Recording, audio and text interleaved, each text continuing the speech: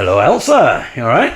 Yes, you. Very well. I should just give you a little warning that I am recording, but I shall be, just in case you didn't like that hello there. You can redo it if you want. Ellie, what are you up to? I'm dishing you up some lumpy soup. Lumpy soup? Yeah. Excellent. What's in the soup? Roasted butternut squash, beetroot and garlic, and then some vegetable stock. I'm just going to quickly go upstairs, introduce what's about to occur, and then I'll be straight down. I should point out for anyone who is concerned, Elsa is a new arrival to our house, but she has been in isolation for the last 10 days working from home and hasn't seen anyone else, and she has come to join Ben in the house. So I hope that eases your concerns there. I also want to explain that what you're about to hear is recorded a couple of days ago, and it was something that didn't make it a couple of days ago on to that particular episode of The Eagle is Stranded. That is not to do with quality. I didn't decide it wasn't good enough, as you're about to hear. It certainly was good enough.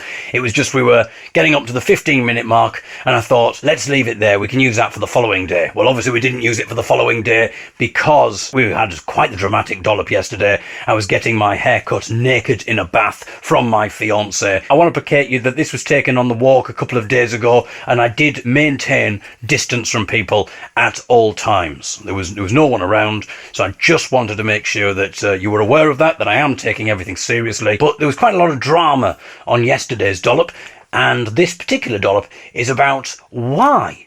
Sorry, I'm calling it a dollop. Oh, there's one for the bloopers. For those people who don't know, David's Daily Digital Dollop was a project in 2016 where I did a dollop, which is essentially a podcast, every single day of that year. So I'm just reverting, I suppose, to that name. And I believe that was probably the last time Elsa appeared on those dollops. Elsa is Ben's girlfriend. Many people have been waiting for that moment. That was 4 years in the making, and she said, "Hello, David." And what a comeback that was. My goodness. That's a collector's item. But I was talking about why I feel a particular onus to create such compelling drama, which you've certainly got from me yesterday when I was naked in the bath getting my hair cut from my fiancé. From my fiancé.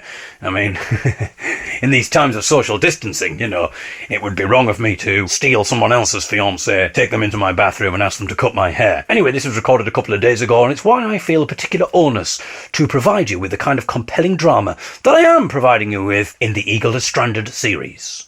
I feel there's an extra onus on me now to produce such brilliant drama. Now that they've moved the Archers, apparently they've moved the Archers to 5 days a week.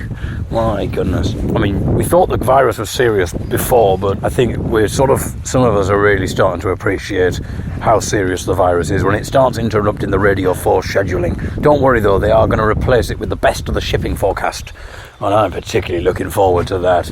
But I think it's a bit of a cop-out really, the Archers moving to 5 days a week instead of 6.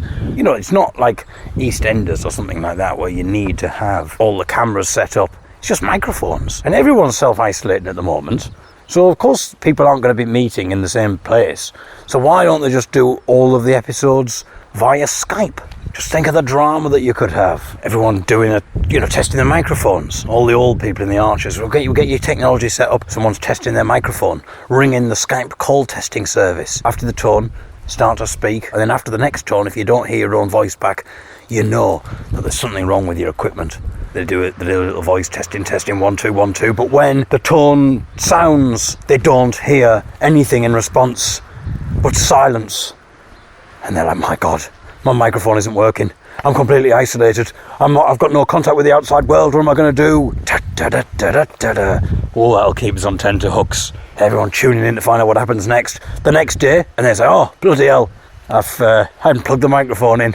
Oh God, what an idiot I am. And then the phone rings and they go, oh yeah, also I've got the telephone as well, haven't I? I forgot about that. I wasn't going to be isolated at all. Maybe another episode, they're having a conversation, a couple of people in the Archers, and then what's happened? His face is frozen. I don't know his voice, he's not speaking anymore. Are you alright? Are you alright? No, there's no answer. There's no answer. My goodness, the country can't stand this. The tension. What's going to happen tomorrow?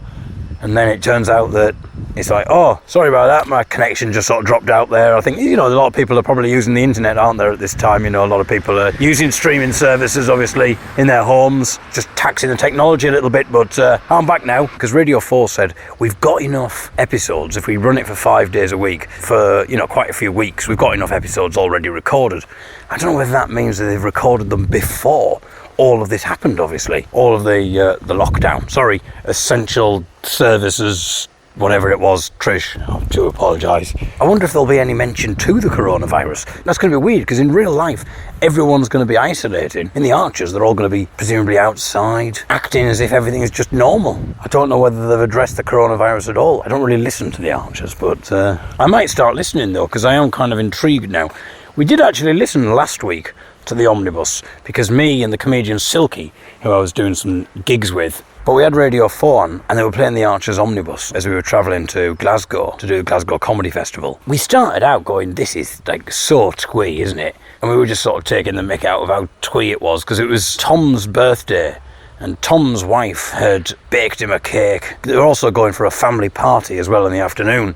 And Tom helped himself to a slice of cake, and she said, it's not for now, it's for later. And he was laughing. He said, oh, come on, it's my birthday. And she was laughing. He's like, oh, you are a greedy so-and-so. They were laughing about this. And then a little bit later on, it returned to that theme again. And he was having another slice of cake. He's like, you can't have another slice of cake. There's going to be none left. He's like, oh, come on, it's my birthday. And they were laughing about this and having a little play fight, And we were thinking, this is the most ridiculous twee nonsense, And then a massive explosion occurred at the hotel. Massive explosion. And the whole place was in chaos. Linda Snell was trapped in a room and wasn't speaking. And someone else was trying to rescue her. And it all got very dramatic. And so we went from taking the piss out of it to essentially being enraptured. They finally got out of the building and she ended up having to go on life support. She's in a coma. And meanwhile, no mention of corona at all. So it'll be interesting to know whether they've actually addressed corona or not. But I think they're missing a trick by not doing the isolation specials and just doing the Archers via Skype. I mean, they could do other shows via Skype. Just a minute probably wouldn't work as well. You have to speak without repetition, hesitation or deviation. Someone buzzes in, hesitation. I didn't hesitate, mate. You bloody well did. No, I didn't. Actually, I think that might just been the connection dropping out. Well, I mean, if Nicholas Parsons was alive and he was still chairing it, he wouldn't be able to cope with this. He was struggling with the rules as it was. He's been doing the benefit of the doubt line for the last 10 years. Oh, I don't know, to be honest. Give you the benefit of the doubt. Repetition. I think it's just the connection was buffering. Listeners, the more attentive listeners will have realised that we have now moved back to the current day. We have some lumpy soup with some stale bread, I believe. Yeah. Wonderful. So I'm going to enjoy this. Thank you very much for listening. I know this wasn't quite as exciting as being naked in the bath, eating soup. What you don't realise is me and Ellie are both naked in the bath, eating the stale bread and the lumpy soup. You don't know why the soup is lumpy. But anyway... Rescued the stale bread by putting a bit of olive oil on and putting it in the oven. You certainly did. It's wonderful. Well, join us tomorrow for day 5 of The Eagle is Stranded.